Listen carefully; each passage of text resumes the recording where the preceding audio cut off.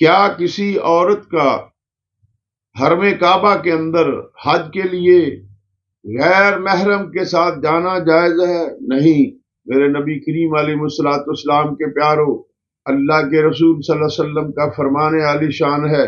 جو سفر 3 دن کا ہو، عورت غیر محرموں کے ساتھ جائے تو وہ حرام ہے، گناہ کبیرہ ہے۔ تو محترم بھائیوں، حرم کعبہ کے اندر حج بیت اللہ شریف کے لیے کوئی عورت کسی غیر محرم کے ساتھ نہیں جا سکتی۔ تو مجھے یہ بتاؤ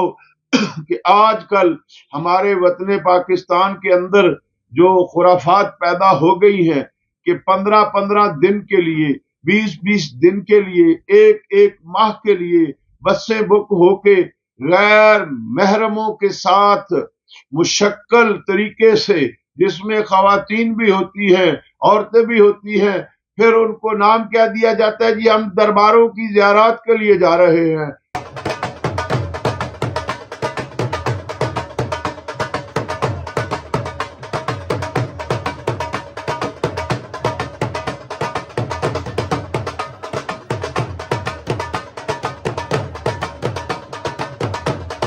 کیا دربار والے نے یہی سکھایا ہے؟ نہیں۔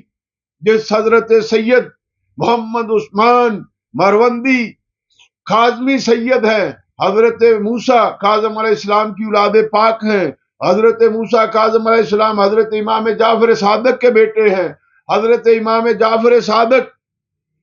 علیہ السلام حضرت امام محمد باقر علیہ السلام کے بیٹے ہیں، حضرت امام محمد باقر حضرت امام زین العابدین علیہ السلام کے بیٹے ہیں، حضرت امام زین العابدین علیہ السلام حضرت امام حسین علیہ السلام کے بیٹے ہیں، حضرت امام حسین علیہ السلام حضرت علی کرم اللہ وجہ الکریم علیہ السلام کے بیٹے ہیں۔ یار اتنی بڑی شخصیت، اتنا بڑا کرم، کبھی کسی نے ان کی ہسٹری پڑھی ہے؟ سوانح عمری پڑھی ہے؟ آپ 538 ہجری میں آپ آذربائیجان کے اندر آپ کی ولادت باسعادت ہوئی، آپ نے ابتدائی تعلیم حاصل کی، پھر آپ نے اعلیٰ تعلیم حاصل کی، حتیٰ کہ آپ نے جو فنون فتاوی ہے اس میں بڑی مہارت تھی آپ کی، آپ شیخ الحدیث بھی تھے، شیخ القرآن بھی تھے، شیخ التفسیر بھی تھے، آپ بہت بڑے مفسر تھے، آپ وقت کے مفتی بھی تھے، آپ وقت کے قاضی بھی تھے۔ آپ کو جو غیبی آواز آئی یا حکم آیا روحانی طور پہ کہ آپ سیون شریف جو ہے، آج جسے ہم سیون شریف کہتے ہیں، اس وقت تو سیون تھا، کہ آپ وہاں تشریف سندھ کے اندر لے جائیں، اور اس وقت سندھ کے اندر اسلام جو تھا وہ اتنا زور پہ نہیں تھا، اسلام آ تو گیا تھا کیونکہ سندھ کو باب الاسلام کہا جاتا ہے، لیکن محترم بھائیوں کیا تھا کہ وہاں جب آپ آئے ہیں، جس سرزمین پہ آج آپ کا روضہ مقدس ہے، آپ کا مقبرہ مبارک ہے، وہی جگہ اسی علاقے میں آپ تشریف لائے، تو جو دن کے وقت آپ آئے، آپ کے ساتھی بھی تھے، آپ ٹھہر گئے، پڑاؤ کر لیا، تو جب شاد ہوئی تو رقص و سرور جو تھا وہ وہاں پہ کہیں سے گھنگروں کی آواز، کہیں سے ڈھولک کی آواز، تو جو آپ کے مریدین تھے، آپ کے متوسلین ساتھ تھے، عقیدت مندان ساتھ تھے، انہوں نے کہا حضور ہم کسی غلط جگہ پہ آ گئے ہیں، ہمارا تو یہ پروگرام نہیں ہے، آپ تو باشرح ہے، آپ تو شریعت مصطفیٰ صلی اللہ علیہ وسلم کی تبلیغ کے لیے آئے ہیں۔ آپ نے فرمایا پریشان نہ ہو، ہمیں جو حکم ہوا ہے وہ یہی جگہ ہے، حتیٰ کہ آپ نے جب پہلی رات جو تھا وہاں گزاری تو دوسرے دن وہ جو ڈھولکیاں تھی وہ کم ہونا شروع ہو گئی، گھنگروں کی آواز کم، حتیٰ کہ کچھ دنوں کے بعد وہ بالکل ہر چیز ختم، کوئی لوگ وہاں آئیں نہ برائی کے لیے۔ تو وہ جو لوگ تھے بازار حسن والے، وہ اس وقت کے راجہ جو تھے اس کے پاس گئے، انہوں نے جا کے اپیل کی کہ یہ جو بابا جی آئے ہیں، یہ جو درویش آئے ہیں، ان کے آنے سے ہمارا تو دھندا ہی چوپٹ ہو گیا، ہمارا دھندا بند ہو گیا، اب کوئی لوگ ہمارے پاس نہیں آ رہے، ہم بھوک سے مر رہے ہیں، ہمارے پاس تو کچھ ہے نہیں کھانے پینے کو بھی، ہمارا تو دھندا ہی یہی تھا کہ گانا ڈانس وغیرہ جو کچھ بھی تھا ہم کرتے تھے تو ہمارا گزارا ہوتا تھا۔ بادشاہ نے اپنے پیادوں کو بھیجا کہ اس بابا جی کو گرفتار کر کے میرے پاس لاؤ۔ جب وہ پیادے آئے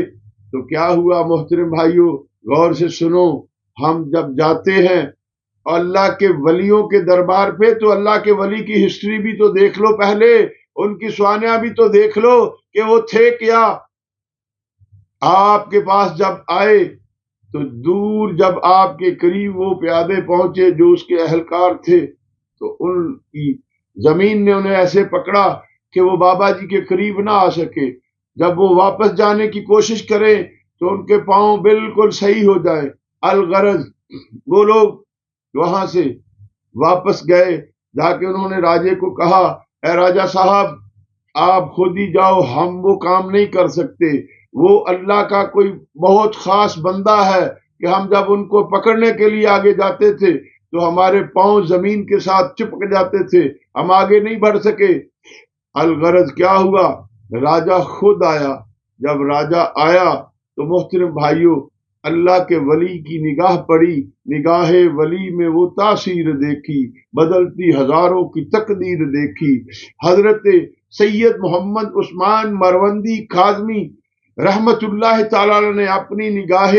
کرم ان پہ فرمائی، ان کے دل کے اوپر اللہ کی عطا سے ضرب ماری تو اس کی کایا پلٹ گئی۔ بادشاہ جو تھا آپ کے پاس آ کے بیٹھا، وہ راجہ جو تھا اس نے کہا آیا تو کسی اور نیت سے تھا، لیکن آپ کے چہرے کا حسن و جمال دیکھ کے،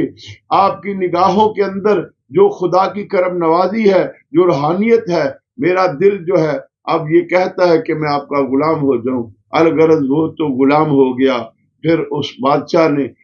راجے نے التجا کی کہ اے حضور جب تک آپ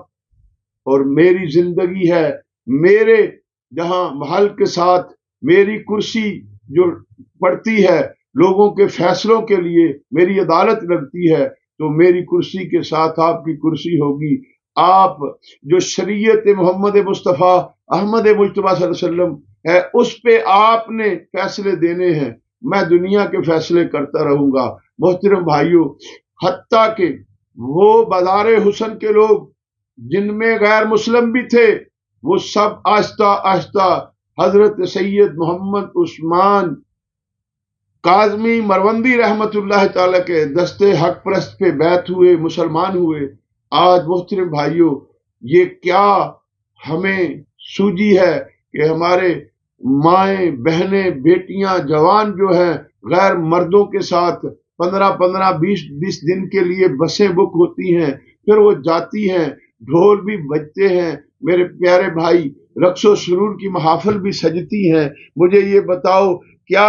جن کی بیٹیاں جن کی مائیں بہنیں غیر محرموں کے ساتھ جاتی ہیں ان کے اندر کوئی غیرت نہیں، کوئی شرم و حیا نہیں؟ یہ کوئی دین مصطفیٰ کا کام نہیں ہے۔ میرے نبی کریم علیہ الصلوۃ والسلام کے پیارو، نبی کریم علیہ الصلوۃ والسلام کی زندگی مبارک کے اندر ایک جگہ سے حضور صلی اللہ علیہ وسلم جا رہے تو کوئی دور سے بانسری بجا رہا تھا، میرے نبی نے اپنے کانوں کے اندر انگلیاں ڈال لی،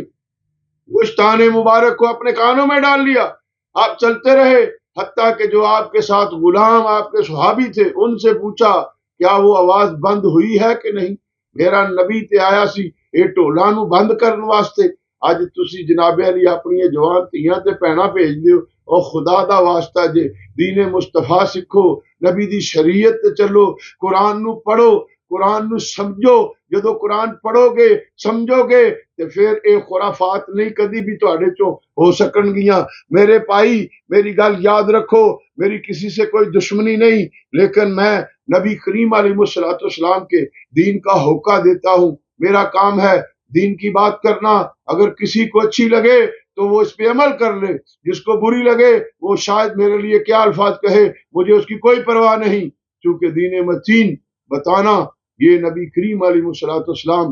کی سنت ہے۔ میرے نبی دین اسلام لے کے آئے، دین حنیف لے کے آئے جو سب سے اعلیٰ دین ہے۔ اب میرے پاک نبی کے دین میں ہم نے کیا کیا نئے نئے پروگرام شروع کر لیے ہیں۔ یہی چیز ہے کہ دوسری جماعتیں جن کا اہل سنت سے تعلق نہیں وہ ہمارے سر پہ پتہ نہیں کیا کیا الزامات دیتے ہیں، کیا کیا وہ بری باتیں کرتے ہیں، تو کیوں نہ ہم خود ہی سدھر جائیں، ہم اپنے آپ کو بھی بدنام نہ کریں، اپنے مسلک کو بھی بدنام نہ کریں۔ حضور سیدی اعلیٰ حضرت مجددین ملت، آپ کے فتاوی میں آپ نے فرمایا ہے کہ جب عورت قبرستان کے لیے جاتی ہے تو اس پہ بہت بڑی لعنتیں پڑتی ہے۔ محترم بھائی یاد رکھ، کیوں کہا کہ جہاں مشکل یعنی جہاں پہ اخلاط ہوتا ہے عورت اور مردوں کا ان کے لیے، تو جہاں میرے بھائی سر عام گانجا، چرس، شراب ہر چیز ہو رہی ہے، کیا سیون سخی شہباز قلندر کا یہی فرمان ہے؟ نہیں، خدا کی قسم، وہ تو دین متین کی تبلیغ کرتے رہے۔ اور دوسری بات ہے، آج کل ہمارے ہاں ایک رواج ہو گیا ہے، فوٹو بیچنے والوں نے تصویریں بنا بنا کے، کوئی غوث اعظم رضی اللہ تعالیٰ عنہ کی، کوئی حضرت شہباز قلندر کی، کوئی حضرت داتا علی حجویری کی، کوئی بابا فرید الدین مسعود گنج شکر کی۔ محترم بھائیوں، اللہ کے نبی کے فرمان کے مطابق تصویر کو تعظیماً گھر میں لگانا حرام ہے۔ اور پھر یہ تو ان بزرگوں کی تصویریں ہیں، اس وقت تو کوئی کیمرہ نہیں تھا، اس وقت تو کوئی ویڈیو نہیں تھی، یہ سب کی سب فراڈ بازی ہے۔